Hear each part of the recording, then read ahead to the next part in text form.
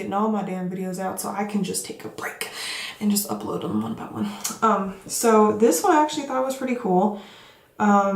So this one is probably going to be a part because I'm sure I can probably find more questions like this. But I'm going to just say it's part 1, and then that way down the road I can do another one. So this one actually is from pinknews.co.uk, and it basically is 11 questions you always wanted to ask a lesbian but felt too scared to. So me being a lesbian, I'm going to answer these questions to let y'all know my answers. So the first one is when did you know you were gay? Literally, I can't even tell you how many times I've gotten this question. Look, the thing is with this is everybody is different. You know, everybody kind of figures it out at different times. Me, I was pretty young when I realized that I was into girls, because the thing was like when I started going to school and I was more exposed to it, when girls were having crushes on boys, I was having crushes on girls. So that's kind of where it started when I was 6, but obviously I didn't know the terms. I didn't know everything about it. So I was just kind of like, okay, what is this? So yeah, I was really young when I started kind of realizing that I was into girls. I came out as bisexual when I was 11 because I still wasn't sure. But then when I was 16, I'm like, you know what? I don't like men. Not into men like that. And I came out as full-blown lesbian. So yeah, but that's when I knew I was gay. But then again, everybody is different. But I'm gonna ask y'all a question. When did you know you were straight?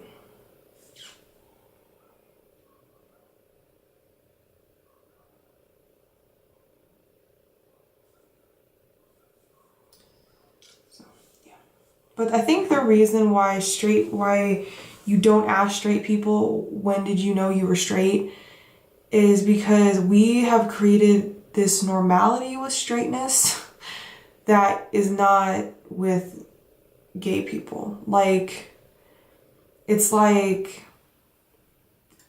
you were born straight, but then something happened and then now you're gay. Like that's how it was like implanted, and that's not how it works. It's like everybody knows that they were straight. You know what I mean? Like everybody knows that like they were whatever. Well, yeah. Okay. Oh my God. Number 2, which one of you is the man?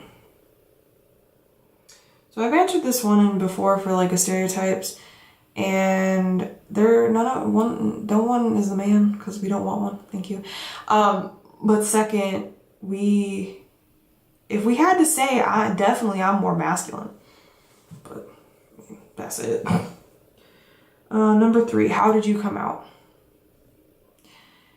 Okay, well, the first time I came out, when I came out as bisexual,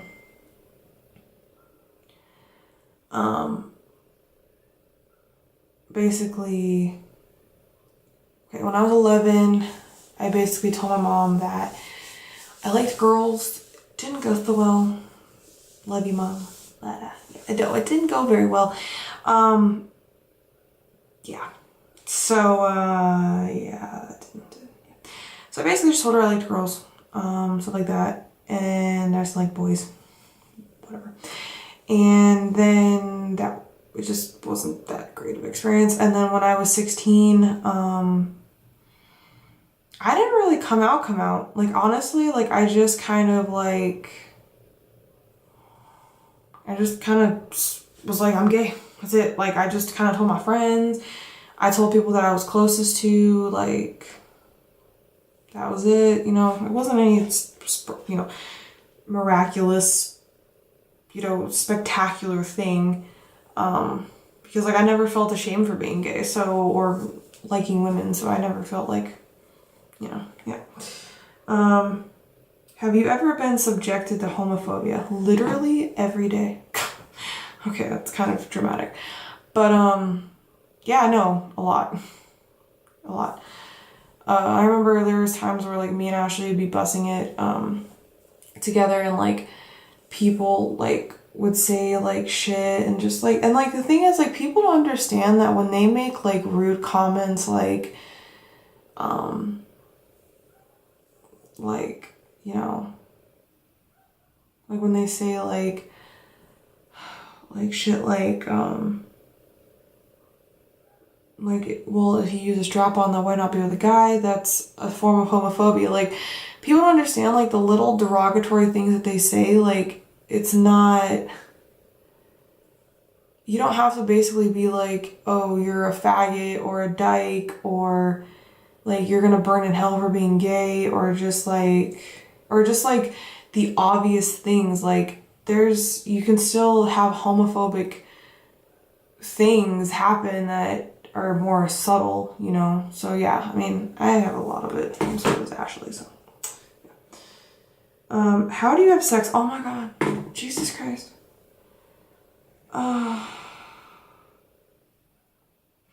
Literally, I get this all the damn time. Literally all the time. Okay, well, not that much anymore, but a lot when me and Ashley, like I said, were bussing it, we'd always get asked this all the time. And we literally have sex the same as anyone else. Like, I mean, the basic shit, you know, fingering, eating out, penetration, you know, basic shit. It's the same fucking thing. Like, I just feel like there's, like, people think there's, like, a science to it. Like, we just have this, like, crazy, like, it's like calculus or something. I don't know, but yeah. It's the same way. Oh my God, I get this one too. How are you going to have kids?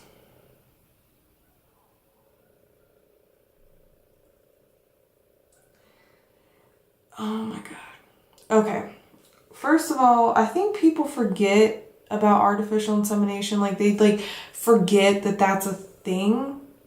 Like, I just think that they forget that. Like, it just doesn't exist. That's literally how. Like, I know back in the day, like, the old school lesbians, like, they had to really conceal their lesbian stuff because it really was not accepted. Like, it was, like, way worse for them back then. So they had to kind of live this fake life where they had to sleep with a man, have kids, get married, and that was that. And then as I got older, like, fuck it, I'm gonna go be with a woman now. That's just how it was. And I commend them for that, because that must have been super fucking hard. But nowadays, we don't gotta do that. So literally, we're gonna have kids like we would have if I was a guy and Ashley was a woman, and either like, and we were sterile. Like, it'd be the same shit. We would just, or not if we were sterile, but if, like, I was sterile and, like, she had to do artificial insemination or something. That's basically what we would do. So, yeah, that's how we would have kids. Jesus. 7. What did your parents say? Well, my mom when my mom, when I first told her for like a while, like when I was 11, she didn't really like think too much of it. She kind of was like, it's a phase, whatever. And then, but as I started getting older and I started like having more girlfriends and stuff like that, and especially like stuff like that, like, I don't know, like, she said it's basically because she was too worried about like what everyone else was thinking about it. So like, she didn't treat me the way that I should have been treated and stuff with it, and stuff like that. Like, she just was not for it. She didn't want me wearing boys' clothes. She didn't, like, she would fight me against like everything that had to do with how I express myself. But like, she's really accepting of it now, and I love my mom. She's come a long way with it. She's totally accepting of it. You know, how I like to dress and how I like to, you know, like what I identify with and all that stuff. Like, she's very accepting of it now. I just think it was hard for her back then because, you know, she just didn't know how to handle it. My dad, I don't know. He basically was like, you know, he doesn't agree with it, but he accepts me because I'm his daughter. So basically it. So what are you gonna do?